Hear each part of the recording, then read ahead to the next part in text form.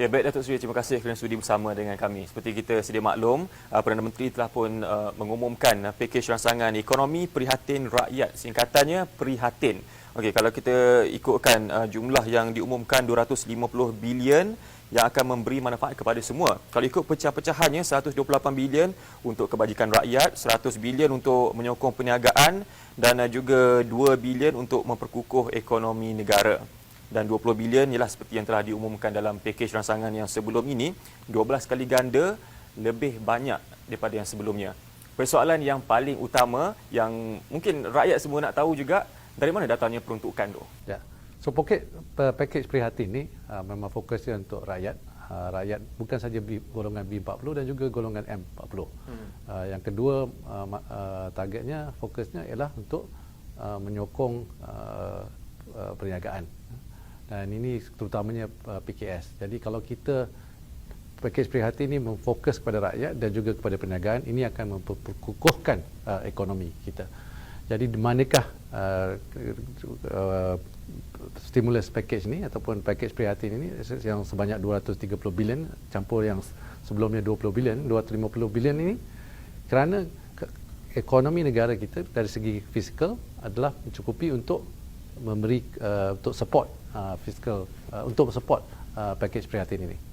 Okey, Datuk Seri, kita tahu hari ini nama Makcik Kiah memang cukup trending lah kan. Okey, itu adalah analogi yang paling mudah yang Perdana Menteri nak terangkan kepada rakyat mengenai apa dia peruntukan atau bantuan yang akan diberikan kepada rakyat. Jadi kita nak tahu segala peruntukan bantuan yang diumumkan tu, bagaimana nak pastikan ia betul-betul sampai kepada individu atau kumpulan pada masa yang telah pun ditetapkan tu. So Kementerian Kewangan telah membentuk satu pasukan, satu division yang dinamakan Laksana.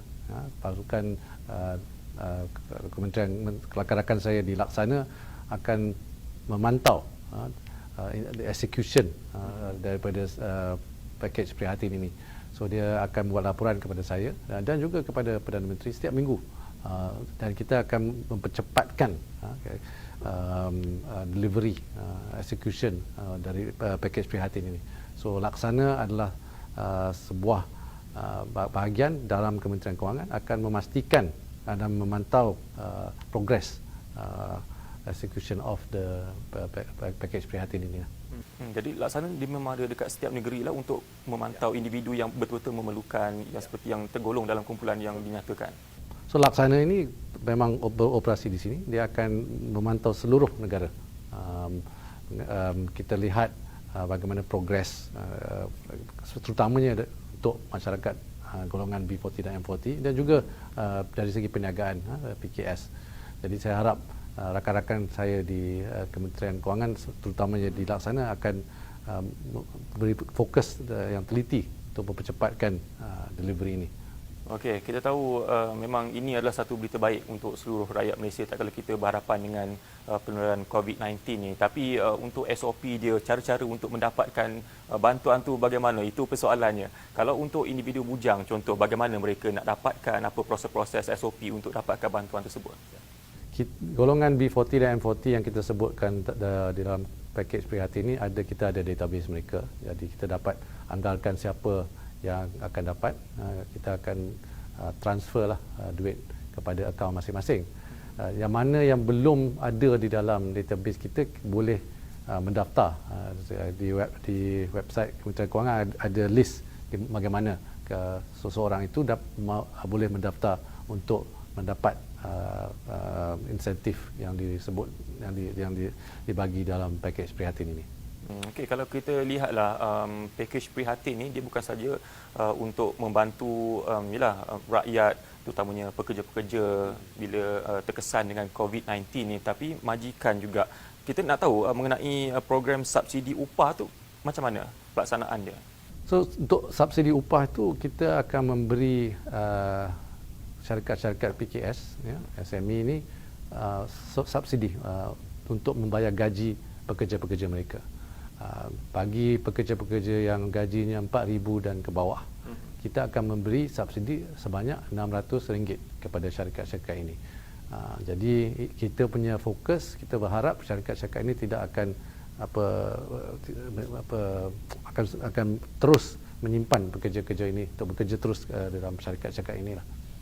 Dan mengambil kira kemampuan ekonomi negara, inilah kita nak tahu juga kenapa golongan M40 pun diberi perhatian untuk pakej prihatin ni. Pakej prihatin ni seperti mana saya sebut tadi, fokusnya adalah untuk semua rakyat Malaysia. Tidak kira B40 ataupun M40, ya. No one will left behind. Tidak ada orang yang tersisir. Jadi inilah kali pertamanya saya percaya kerajaan ada memberi fokus kepada golongan M40 juga. Jadi kalau na'udzubillah lah, wabak ni masih lagi berterusan. Jadi bagaimana kerajaan nak menghadapinya dengan keadaan ekonomi? Adakah masih akan teruskan dengan pakej prihatin yang seterusnya, kedua, ketiga, keempat? Bagaimana? Jadi kita berharaplah ni COVID ni dapat ditangani secepat mungkin. Pakej prihatin ni tempohnya 6 bulan. Kita dari kalau Faris tengok kita punya fokus, banyak pertolongan diberi dalam jangka masa 3 bulan hingga 6 bulan. Ya. Jadi kita memang haraplah dalam 6 bulan ni kalau semua orang stay at home, relax semasa period lagi 2-3 minggu ni duduk rumah, insya-Allah kita dapat menangani lah wabak COVID ni dalam masa 3 hingga 6 bulan. Okey, jadi secara kesimpulannya lah, bagaimana Datuk Seri melihat pakej prihatin yang diumumkan? Maklum balas yang saya terima setakat ini daripada rakan-rakan saya di Kementerian Kewangan dan juga rakan-rakan saya di luar agak positif. Saya harap yang penting yang saya sebut tadi, kita kena pastikan pelaksanaannya, ya. Itulah sebabnya bahagian laksana ditubuhkan untuk memantau the execution pakej prihatin ini. Baik, terima kasih Datuk Seri.